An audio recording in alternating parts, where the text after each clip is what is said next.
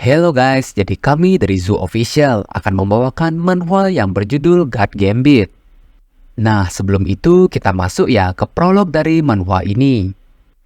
Di sini, Kolonel Song bergumam, "Aku curiga kalau kita bukanlah satu-satunya yang dipanggil ke dalam permainan ini. Walaupun aku tak tahu ini akan menjadi caraku memastikannya. Manusia tidak akan jatuh ke dalam kehancuran karena makhluk luar. Mereka terisolasi dan menjadi terpecah. Mereka mencapai akhir karena mereka bertarung satu sama lain." Ternyata ya guys, di sana banyak banget harta karun yang ditinggalkan. Lalu seseorang berkata ke Kolonel Song, "Jadi durasi misi untuk mereka adalah setahun, sedangkan kita malah dapat seminggu." Mendengar perkataan itu, Kolonel Song menjadi terkejut. Kalau begitu, walaupun permainan dimulai di hari dan waktu yang sama, kita dapat berhipotesis kalau kedua kota menghabiskan waktu secara berbeda.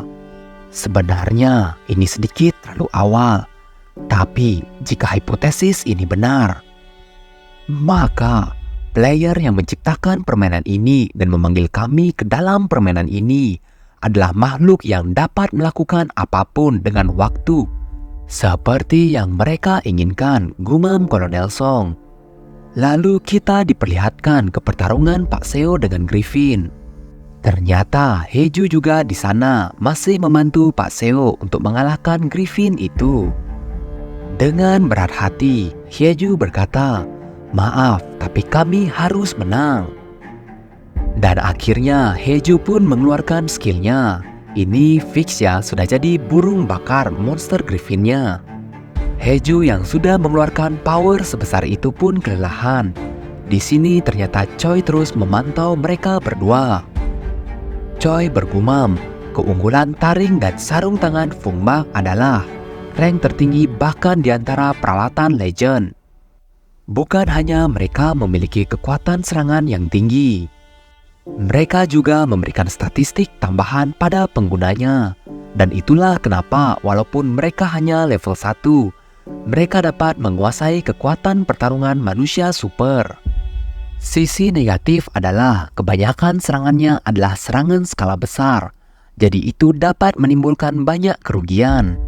Untuk mengontrol keunggulan dan kekuatan Fung Mak, kita harus memanfaatkan permainan tim terbaik dari kemampuan kita yang agak familiar dengan itu.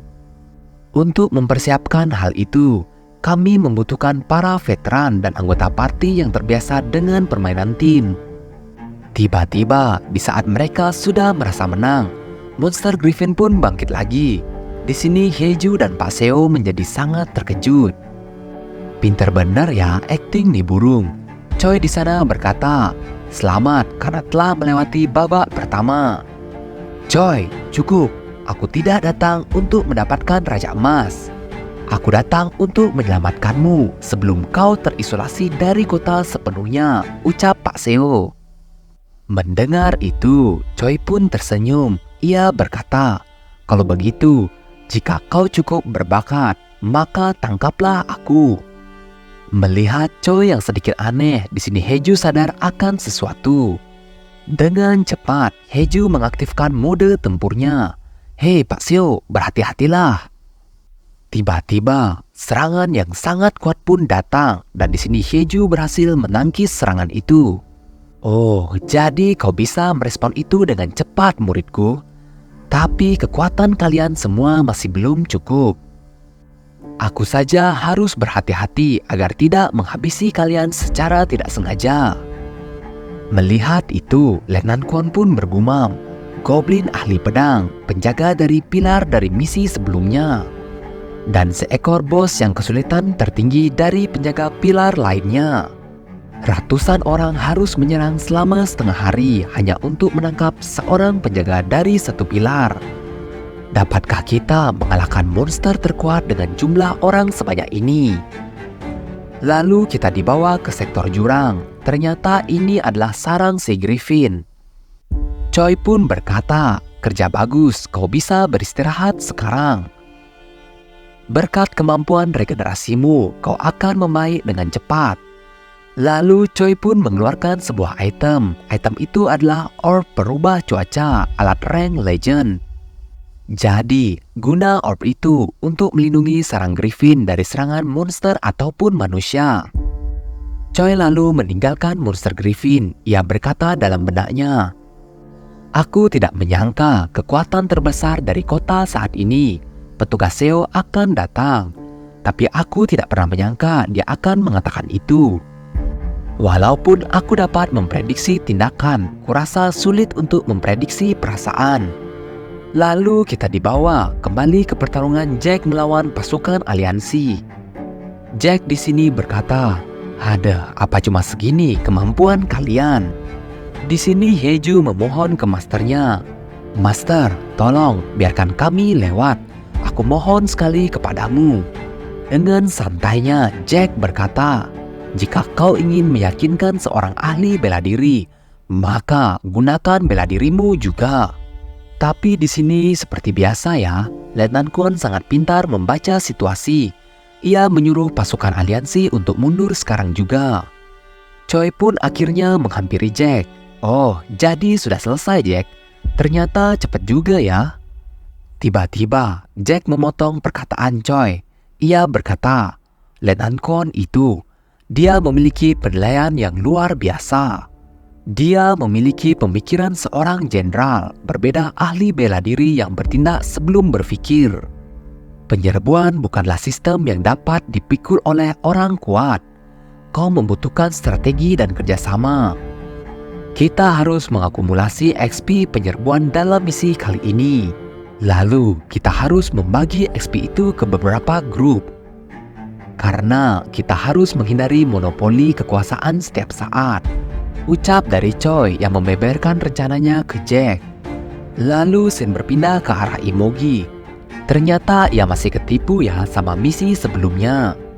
Di sini dia berusaha untuk melewati badai yang ada di depannya karena keinginan untuk menguasai semua harta yang dimiliki oleh Choi. Lalu terlihat Pak Kang sedang melakukan sesuatu. Ia berkata, Choi tidak sepenuhnya mengikuti ketentuan misi. Dia menggunakan misi untuk menerima banyak hadiah. Jadi aku mulai berpikir seperti Choi. Daripada menawarkan harta karun, aku akan meningkatkan nilainya sebisa mungkin sebelum menawarkannya pada mereka. Dan hasilnya seperti yang dapat kau lihat adalah kesuksesan besar. Akankah kita bisa menggunakan metode ini untuk melangkahi nilai harta karun dari Choi? Atau akankah tim ekspedisi dari Raja Emas Gurun berhasil?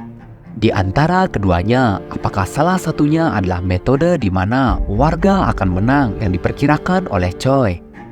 Lalu, terlihat Pak Kang sedang mengatur peningkatan kualitas harta karun di kota.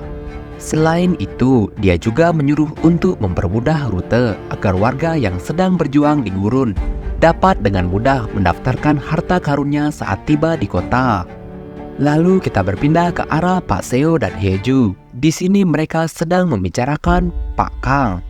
Tapi kurasa sumber masuk akal adalah hal yang paling sempurna untuk menggambarkannya.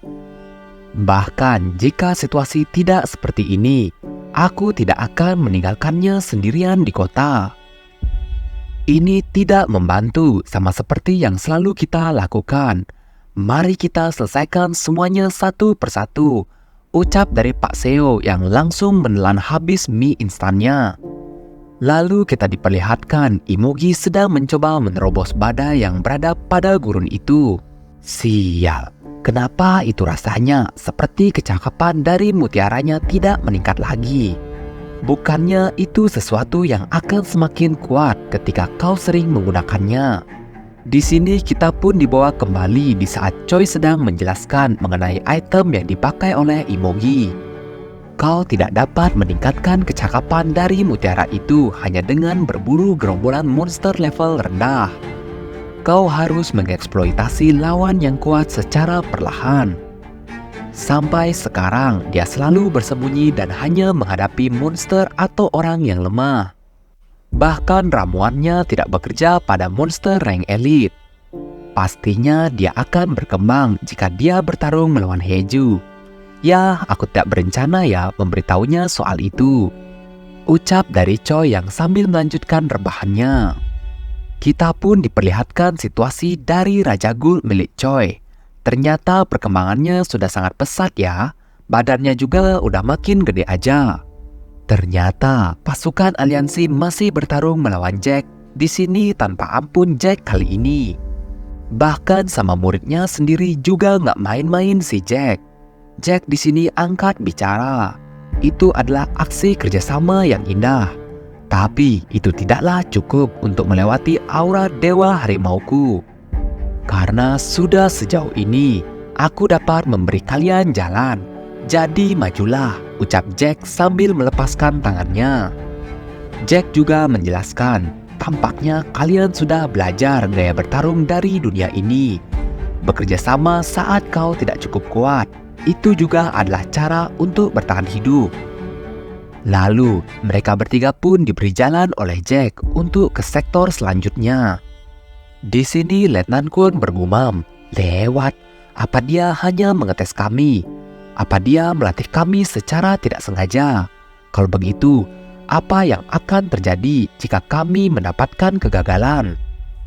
Di saat mereka sudah sampai di sektor selanjutnya, terdapat tornado yang sangat besar menghalangi jalan di depan mereka.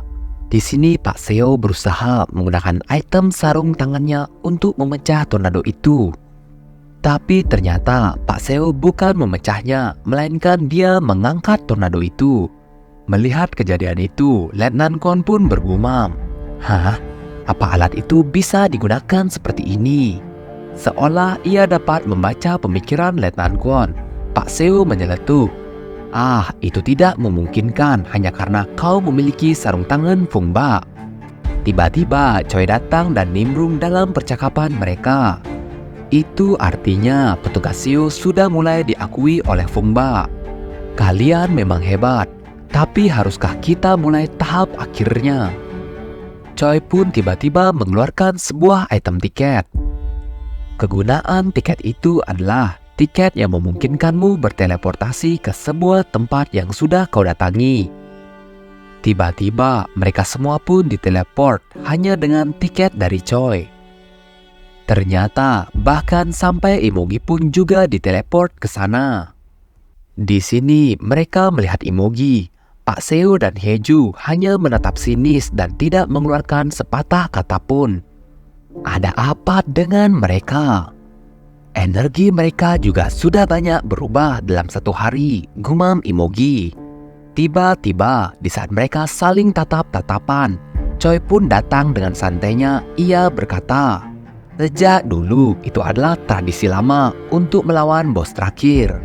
Berhenti bercanda, kenapa kau tidak memulai tahap kedua, ketiga, atau seterusnya?"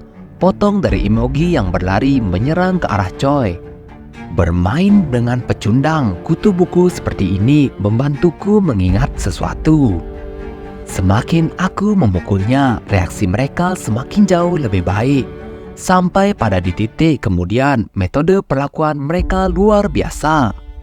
Wah, ini si Imogi ternyata tukang bully ya. Cocok banget dibantai orang-orang kayak gini. Kalau subscriber Zoo ada seperti Imogi, mending cepet-cepet tobat deh. Hahaha, jadi aku hanya perlu memukulnya sekali ya. Tapi satu pukulan tidak akan memuaskanku, teriak dari Imogi.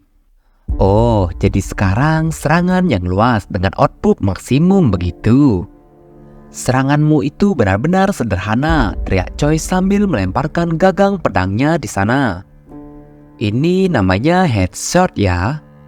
Heju dan Pak Seo hanya bisa melongo. Bahkan dia tidak belajar sama sekali. Choi mengenainya di tempat yang sama. Lalu Choi pun berkata ke Pak Seo dan Heju, "Ngomong-ngomong, apa yang kalian berdua inginkan? Beristirahat atau bekerja sama kabur ke lokasi Raja Emas?" Alasan kami sepenuhnya berbeda dari Imogi. Tapi kami juga ingin memukulmu dengan kekuatan penuh, ucap dari Heju dan Pak Seo. Lalu scene berpindah ke Kolonel Song. Mereka ternyata sudah selesai looting harta karun di reruntuhan. Di sini terlihat Jiwoo sedang senyum-senyum sendiri melihat perhiasan yang berhasil ia dapatkan. Lalu Kolonel Song pun menyuruh mereka segera berangkat dan daftarkan semua harta karun ke kota. Kita dibawa kembali ke pertarungan Choi melawan Pak Seo dan Haeju. Di sini Choi berkata, "Kau tidak dapat menangkapku dengan serangan seperti itu. Kau pasti lupa ya, tapi aku lebih kuat dari Jack." Haeju di sini bergumam, "Mari pikirkan ajaran Master. Metode apa yang digunakan untuk bertarung melawan seseorang yang lebih kuat dariku?" Tiba-tiba dari alat komunikasi yang Haeju bawa terdengar suara Letnan Kon yang memanggilnya. "Ah, iya Letnan Kon, ada apa? Aku tidak bisa banyak bicara karena sedang bertarung." Lalu Letnan Kon menjelaskan, "Haeju, dengarkan baik-baik. Jika Choi mengatakan sesuatu tentang Raja Emas, kemungkinan besar itu adalah bagian strateginya. Jika kau mendengar strategi itu, sekarang kau telah jadi bagian pengorbanan kedaulatan. Aku akan membuat rencana dan mengirimnya padamu, jadi berikan aku waktu." Mendengar pesan yang tidak begitu jelas dari Letnan Kon, Haeju pun bergumam, "Waktu? Bagaimana maksudnya? Terus aku bertarung gitu di sini? Bukannya itu membuang-buang tenagaku?" Tak tahu dah. Yang penting ayo kita bertarung terus." Pertarungan mereka pun dilakukan dari pagi sampai sore. Terlihat di sini Haeju dan Pak Seo sudah tidak sadarkan diri. Dan enak-enaknya lagi, Imogi baru sadar ya dari pingsannya. Dengan songongnya, Imogi berkata, "Apa kau sudah selesai dan sudah menyerah sekarang, Choi?" Tiba-tiba Choi menyeletuk, "Buanglah mutiara sihir itu. Kau harus fokus bagaimana cara untuk itu berkembang. Jika kau menggunakannya tanpa berpikir panjang, mutiaranya akan memangsamu." "Hah? Omong kosong macam apa itu?" ucap Imogi yang tidak percaya. Waduh, kenapa ya harus gini gambarnya? Terlihat Haeju di sini masih pingsan. Kalau Mimin perhatiin menang banyak tuh armor. Kita tinggalkan Haeju yang masih pingsan itu. Pesan pun muncul, Raja Emas Kota. Nilai harta karun 15.900.000 dan pesertanya ada 97.000. Terlihat Pak Wongi yang berhasil melewati gurun dan membawa seluruh harta karun dari reruntuhan kota peninggalan manusia. Lalu mereka pun mendaftarkan seluruh hartanya ke kota dan terhitung sekarang. Raja Emas Kota, nilai harta karun 26.891.000. Peserta ada 116.554. Hari terakhir misi mencari harta karun pun tiba. Raja Emas Gurun Remaja, nilai harta karun adalah 38.552.000. Peserta adalah satu, yaitu hanya Choi. Dan perbandingannya di sini, Raja Emas Kota adalah nilai harta karunnya 37 juta. Peserta sebanyak 156 ribuan. Waktu yang tersisa adalah 21 menit 32 detik sebelum misi selesai. Tiba-tiba Pak Seo berteriak, "Haeju, siapkan dirimu. Ini adalah dorongan kekuatanku yang terakhir," ucap dari Pak Seo. Cuma tetap aja ya, lawannya itu Choi. Dia dengan mudah menghindari dari serangan yang dilancarkan Pak Seo. Choi pun bergumam, pengaruh titik akupuntur yang diberikan Jack perlahan berakhir. "Ini tidak mudah untuk mengontrol kekuatanku." Hahaha, kerja bagus Pak Tua. Serangan terakhir adalah milikku, teriak dari Imogi. Tapi ternyata itu hanya mengecoh si Imogi ya. Pak Seo dengan cepat meninggalkan area pertarungan mereka. Terlihat juga ia bergegas untuk segera kembali ke kota. Hei, jadi ini trik yang kalian gunakan, ucap Imogi yang mengejar Pak Seo. Pak Seo terus mengeluarkan kekuatan penuhnya karena waktu yang semakin menipis. Waktu tersisa 15 menit 3 detik. Oh, jadi peranmu di sini adalah pengikat untukku, Haeju. Dan bukannya itu semua ramuan pemulih stamina, gumam dari Choi. Saat misi pertama, kau mengajariku skill tersembunyi dari taring ini. memanggil yang terkemuka. Tapi skill itu gumam dari Choi. Saat staminamu 100%, tusuk tubuhmu dengan taring, teriak dari Haeju. Melihat aksi Haeju, Choi pun berteriak, tunggu, bukan itu, kondisinya belum terpenuhi. Jika kau menggunakan skill itu sekarang, kau akan mati, teriak Choi dengan paniknya. Taring yang menonjol, sebuah tombak yang memiliki atribut keunggulan kekuatan naga api rank tinggi. Saat kondisi tersembunyinya tercapai, kau bisa memunculkan keunggulan dan menggunakan nafas yang kuat. Nama lain untuk naga api empiris yang unggul adalah naga matahari.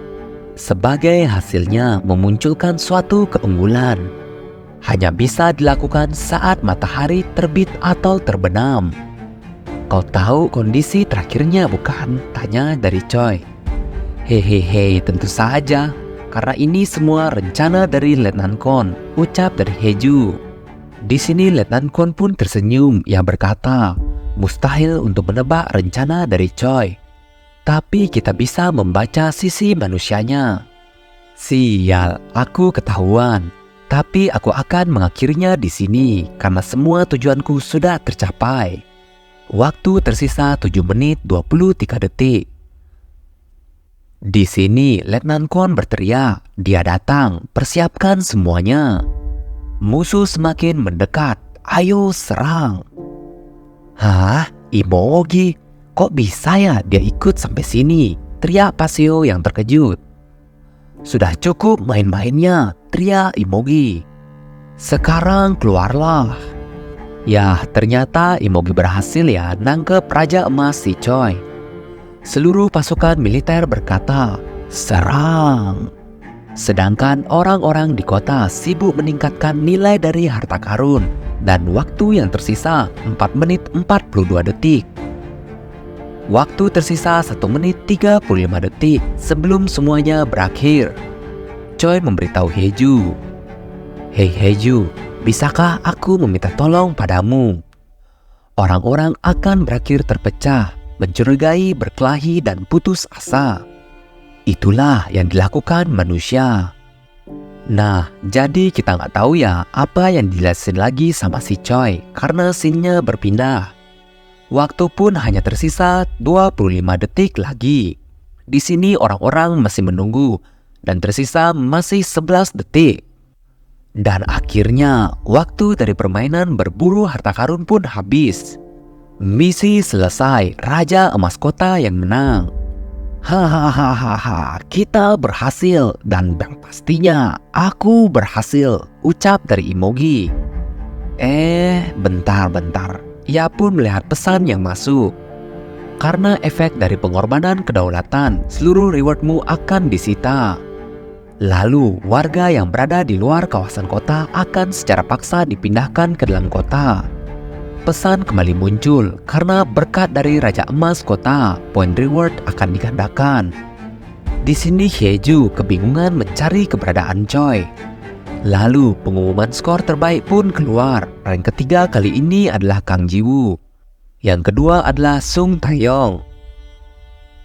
Dan yang pertama adalah Pak Wong. Melihat itu, warga di kota pun bersorak. Wow, bos, kau menduduki peringkat 1. Ding, pesan pun muncul ke beberapa orang saja.